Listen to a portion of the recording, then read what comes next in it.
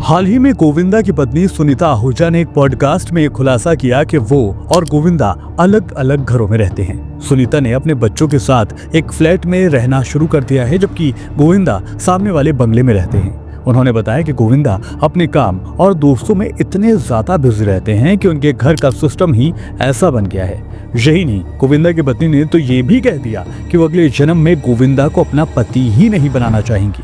तो क्या 3 दशक के बाद गोविंदा की शादी भी टूट के मुहाने पर आकर खड़ी हो गई है?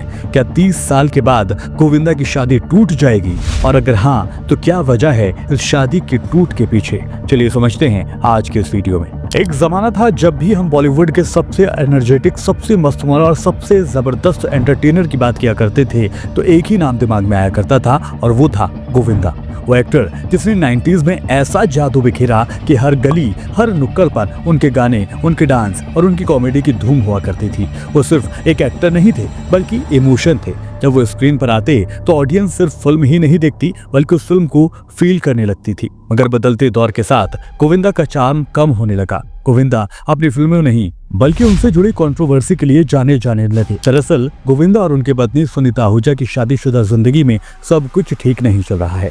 मीडिया रिपोर्ट्स की माने तो गोविंदा का एक्स्ट्रा मैरिटल अफेयर चल रहा है, जिसकी वजह से अब शादी के 37 साल के बाद ये कपल तलाक लेने जा रहा है। हालांकि इस मामले में अभी तक दोनों ही कपल की तरफ से, यानी गोविंदा और उनकी पत्नी की तरफ से किसी भी तरह का ऑफिशियली बयान सामने नहीं आया है। लेकिन ज़ूम टीवी के मुताबिक गोविंदा का 30 साल की एक मराठी एक्ट्रेस के साथ एक्स्ट्रा मैरिटल अफेयर चल रहा है। वहीं कपल के तलाक की प्रोसेस भी अपने आखिरी पड़ाव में पहुंच चुकी है। और अगर गोविंदा और सुनीता का ये तलाक होता है तो इसे ग्रे डाइवोर्स कहा जाएगा, क्योंकि जब 25 से 40 साल तक साथ रहने के बाद कोई कपल तलाक लेता है तो उसे ग्रे डाइवोर्स कहा जाता है। इन्हें सिल्वर स्प्लिटर्स भी कहते हैं। इस लफ्ज का चलन दरअसल अमेरिका और यूरोप में ज्यादा है और अब धीरे धीरे इंडिया में भी ये लफ्ज प्रचलित होता जा रहा है। सुनीता आहूजा ने हाल ही में हिंदी रश के साथ बातचीत के दरमियान इस बात का खुलासा किया था कि वो और गोविंदा दोनों ही अलग अलग घरों में रहते हैं।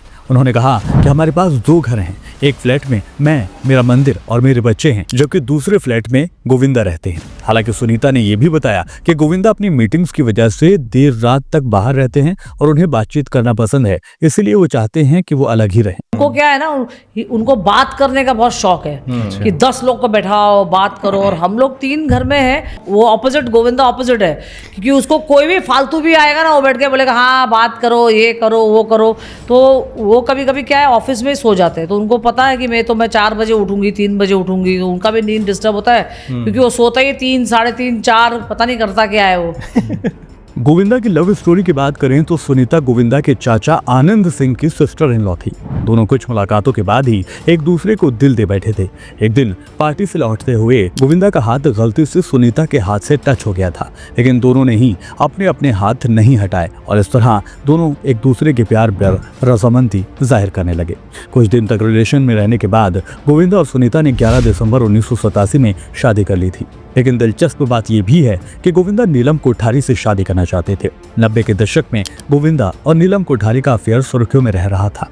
दोनों कई फिल्मों में एक साथ काम कर रहे थे। हालांकि एक इंटरव्यू में नीलम ने कहा था कि अफेयर की खबरें महज अफवाह ही थी। इस बीच गोविंदा का एक वो इंटरव्यू भी सुर्खियों में आया था जिसमें उन्होंने नीलम से रिश्ते की बात को कबूल कर लिया था। साल 1990 में गोविंदा ने स्टारडस्ट मैगजीन को दिए एक इंटरव्यू में ये कहा था कि जब मैं फिल्मों में बिजी हो गया तो इससे मेरे और सुनीता के रिश्ते पर असर पड़ा।